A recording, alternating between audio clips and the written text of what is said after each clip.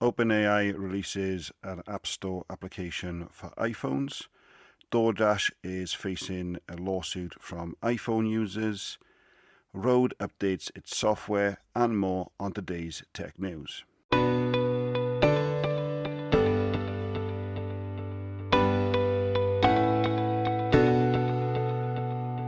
DoorDash is currently facing a lawsuit which states that iPhone users are being charged more than Android users.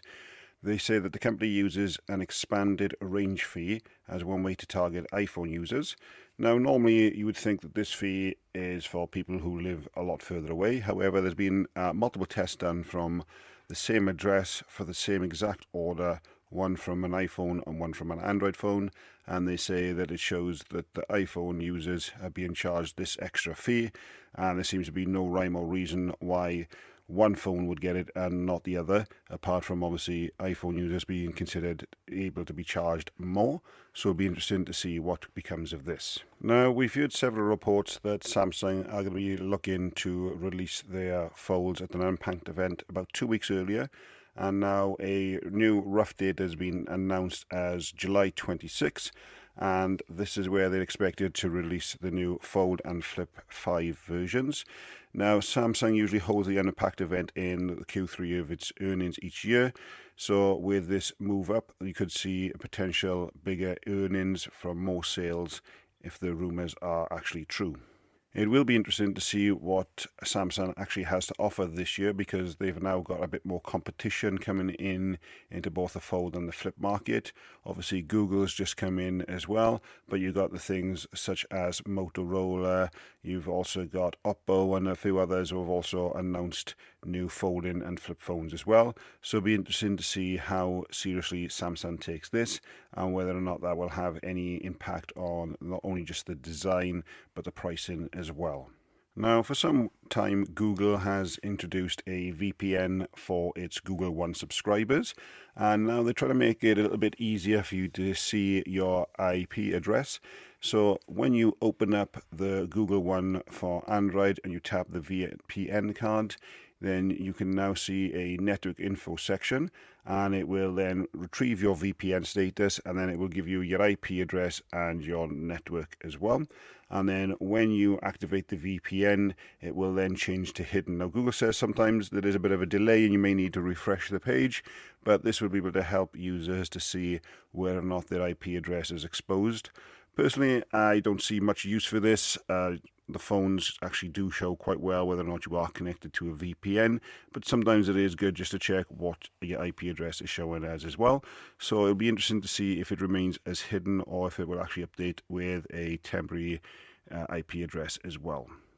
The company Rode has updated a new firmware version for the Wireless Go 2 and also a new way of backing up your recordings.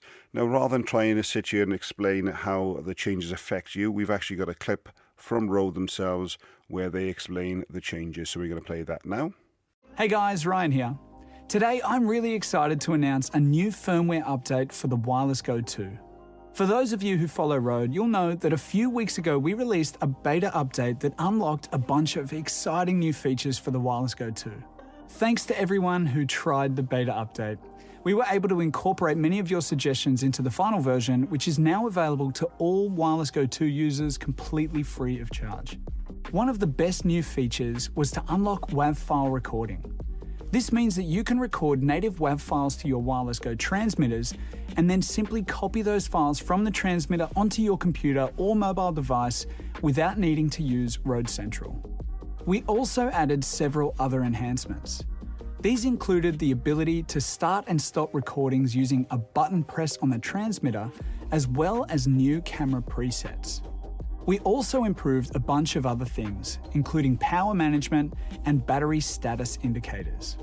All the new features are outlined in the Wireless Go 2 user guide. There's a link in the description below where you can check it out.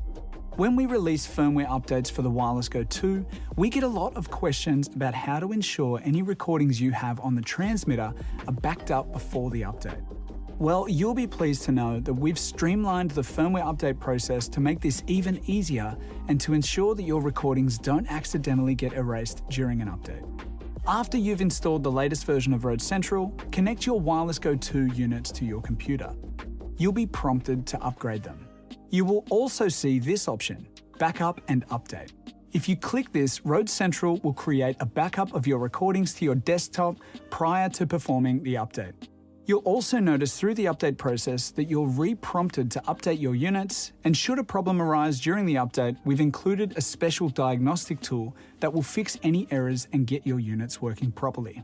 Now, to access your backup recordings, go to the Settings tab in Road Central. Here you will see a setting for local recordings.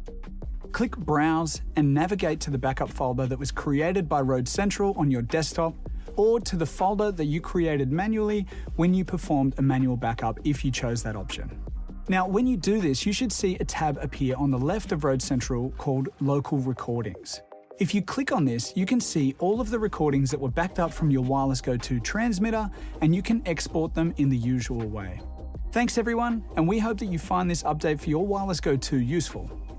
On Thursday, Apple released iOS 16.5 to the public after several weeks of beta testing, and there was also a few RC updates which meant that the public push out was a few days later than normal. Now, unfortunately, not everything's been able to be tested, and it appears that this new update breaks the Lightning to USB 3 camera adapter accessory for both iPhone and iPad users. Now, this dongle actually connects via the Lightning cable and has a built-in USB-A port, and you can use that then for several different types of accessories. There are posts on Apple support forums, Reddit, and the Mac Rumors forum regarding this, and this report comes via 9to5Mac. Now, this week I have the pleasure of joining the Mac and Forth podcast. I actually had really good fun, and this is the second time I've been on there as well. And there is a plan that I'm going to be going on in a couple of weeks' time for another episode. So I'm going to link that episode below. If you haven't subscribed to these guys, make sure you check it out. They do some really good content every week. And even when I'm not on there, I still thoroughly enjoy listening to each episode. OpenAI has finally launched a ChatGPT for iPhone, and it is going to be free, but there's also going to be a premium version available as well, and that is going to be priced at $19.99, and that matches what they've got on their website at the moment as well. Now, unfortunately, this is available only in the US at the moment. Hopefully, it will come out to more countries, including the UK, soon. But in the meantime, if you're in the US, then feel free to give it a download and let us know how you feel about it. That's it for today, guys. Thanks for listening, and I will catch you on the next one.